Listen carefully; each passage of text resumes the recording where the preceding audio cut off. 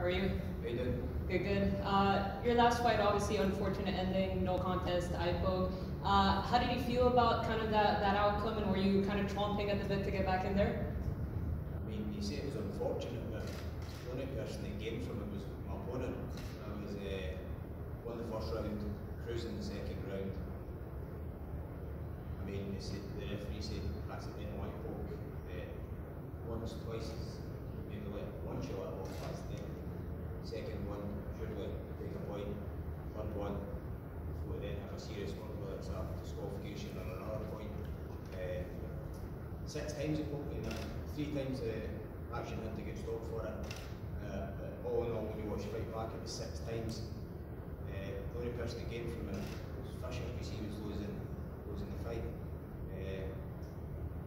Then for the doctor to come in and ask if I could see it, clearly couldn't see. And then the ref comes over and tells me, taking a point for the eye poke, taking another point for how severe it is.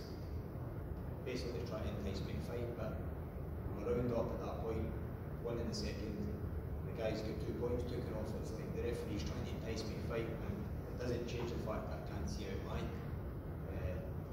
More pissed off than anything, especially when it comes down to that. And then to go back to the Bellator commission for them to drag me along and say it's in the lawyer's hands, and we'll try and sort it out because of the way the referee worded it, saying it was accidental. So it goes down as a no contest, so anybody who wins a fight game, you get your show money and you get your own money. So if it goes down as a no contest, that means I'm going to get my show money, which is terrible. Then for me to come back maybe 6 or 7 weeks later after lawyers get involved and say nothing they can do about it, it seems like it was just brushed under the carpet to let it go quiet. So pretty pissed off at the fact that I'm going to get half a paycheck more than anything after the amount of effort and put into the bout. When you look at it, anything the fighter does is held responsible in there. During the bout we're held responsible, and the referee just walks away scot-free like nothing happened. He's not left accountable. We don't even get a statement from to why that happened. Prior to that, you get a fighters meeting with Bellator, 20 minutes. Is it Mazzulli, the commissioner, over about eye pokes, saying this is your first warning in here. You won't get another warning in here. Said the first warning will be appointed or but then it going 6 times, it just seems to be unjust for me, especially when you're only getting half a minute. Were you hoping that the fight would get rebooked, like that you guys would rematch? Right away I asked for it to be rebooked. Don't know why it didn't get rebooked after me wanting it and Fisher one. Obviously it left a bad taste in his mouth and it left a bad taste in my mouth. But as you look at the matchups now, it's like they've put me forward as a winner as I'm getting a top 10 guy. Basically on the same money as I fought Fisher for, though. Fisher is fighting a guy as their opponent. So they've put me forward for a top 10 guy on the same money, so stuff like that, it just leaves a bad taste in your mouth. Well, you said obviously because you're getting a former title challenger now, are you past the Fisher fight, or is that something that you could ask for after this? I still want that in the future. I still want my win money. And in terms of Daniel Whiteford, I mean, he's 2-3 in his last 5. He was on a nice run before that. Do you feel like he's kind of declined a little bit? What are your thoughts on him? Well, you look at the opponents he's fought, and it's not like he's fighting unknown guys or people that are decent opponents. He's lost to good opponents. At the top level, everybody can win and lose quite easily. Whether it's a no contest, eye poke, or whatever goes down in those 15 minutes. I don't think when you're fighting at this level, if you're going a 2-3 skip, if you're on the decline, it's just how's it went the night, and that's it. He's still as dangerous as he has been before he skipped. And one last one for me. Since parting ways with the UFC, you've been unbeaten. Would you kind of point to something that has changed, whether in preparation or just mentally or physically or anything like that? Not really, because when you look at the opponents I've faced in the UFC, again I fought top 10 guy, Dan Elkins, lost to him, and lost a split decision to a Brazilian in Croatia. We got popped for steroids after the fight, and everybody thought that I won the fight. Scoring judges thought I won it.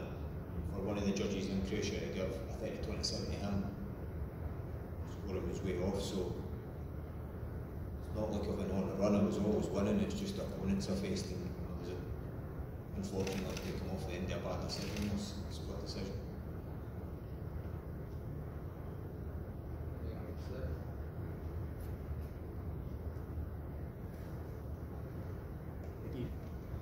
Hi again, Rob. Just go back to your opponent, obviously a guy with a lot of fights, almost 60 pro fights. You're obviously a very experienced fighter yourself. Daniel's been fighting in Bellator since 2014. Do you think there is an experience difference, or do you think that the level of competition that you face sort of cancels that out a little bit? Well, I was just going to say that before you even finish your question. When you look at the opponents I've faced in the last 10 fights, you look at the opponents he's fought over, what is it, 60 fights or 55 fights or whatever.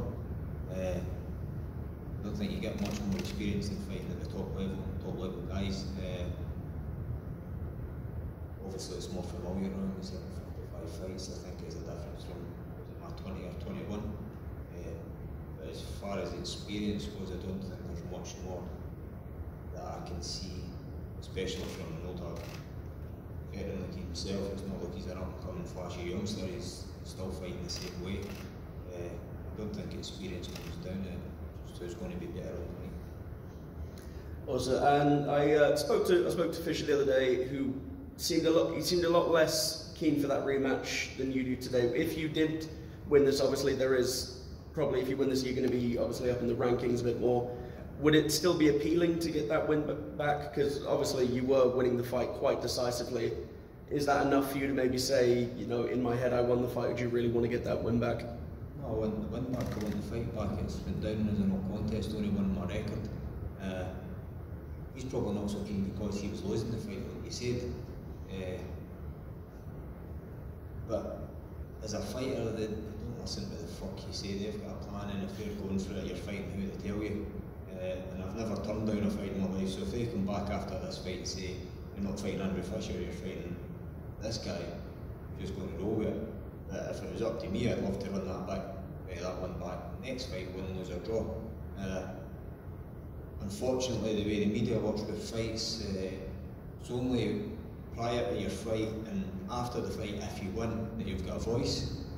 That went down as a no contest, basically I lost. Nobody came to me for an interview or asked me how I felt or did I want it run back or anything like that. So I'd be as well speaking to that brick wall after a fight, speaking to anybody that wants to listen, because the media is the only people that can get it out there. But as after a fight, if nobody comes to you and asks you any questions, nobody's going to listen to you. No worries, thank you, and best of luck. Cheers. We'll take just a couple more here from online. Jay? Hey, thanks very much, and Robert, welcome back. Just a quick one for me. We've seen Yoel Romero last week put on a big performance. We've got Machida on the card this week, and I'm wondering, as you approach 40 yourself, I think you turned 39 last month, if you've given much thought to how much longer you want to do this, because we do see guys going longer in the sport now. Yeah, I mean, I suppose it just depends how much miles you've got in your clock, hard miles. I was late into this sport, I didn't start my first professional fight till 2009. So I was a wee bit later in it, so I haven't got as many miles on my body as most people would have at 40 if they've been fighting for a longer time.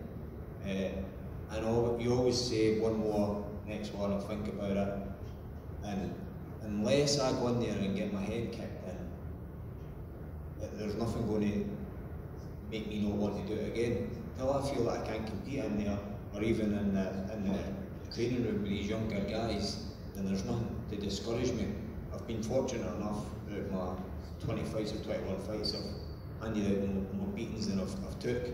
And even the fights I've lost have been split decisions and decisions, very close fights. So until I take a beating in there, you're going to need to beat me out of there basically until I say I'm not doing this again. And I can compete in the training room, and obviously when it comes fight night, I'm more than happy to keep doing it till the wheels fall off. Thanks very much. Just a couple more here. Kobe? Hi, Rob. You just mentioned that basically you don't have as many miles on you as, say, a lot of guys would at your age. Have you changed anything about your preparation leading up to a fight in order to sort of save yourself? I mean, I suppose it all just comes with experience, the same as in fight night. You've got experience and minutes under your your belt in the octagon or in the cage.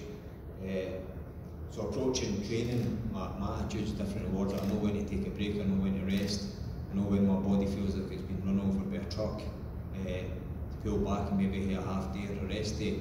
Whereas before, when you first get into the sport, you're eager, you're learning, and you just keep going back to the training room, whether it's twice or 3 times a day, no matter how hard your session or how sore your body is, you just keep going back for more. But I suppose the older you get, the more you realise to listen to your body. I've got all that experience under my belt. I'm not going in there and learning new stuff all the time. And where I am learning is technical sessions, so they're not as hard on the body. So it's just really listening to my body, know when to push and when not to push. All right, good luck, buddy. Cheers. Ken? Hey, Robert K. Williams for Can Chronicles Media. You know, getting poked in the eye is a very traumatic experience. How does that affect you going into the cage mentally? And also, at 39 years old, do you feel like you have advantages over younger fighters because you're a seasoned fighter? I mean, obviously, the more experience you've got more advantages. Know when to push from the fight, know when to rest, know when to take your rest. Fight IQ, all that comes with experience. As in for getting poked in the eye and whether if it affect me, well, you know, I've known about this fight maybe for 3 or 4 months, so I've been sparring a lot, and it's not really it's not affected me in sparring one bit, but I suppose you never know until you get in there and maybe poked in the eye again how you're going to react. But the initial get poked in the eye, it's not great. I don't know if you've ever been poked in the eye yourself, but try doing that in front of thousands of people live and telling, and then another person at the side of the cage trying to knock you out. It's not a good experience, mate. Thank you very much, Robert. Appreciate your time. Cheers.